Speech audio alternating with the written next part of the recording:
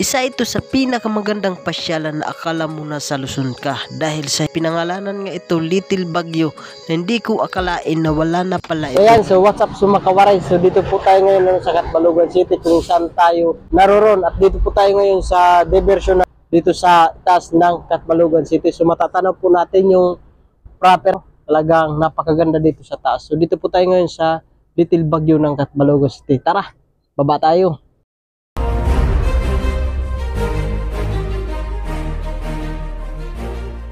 Ito naman kami sa itong restaurant. Bumaba nga talaga kami dito sa itong Little Baguio sa Catbalogan.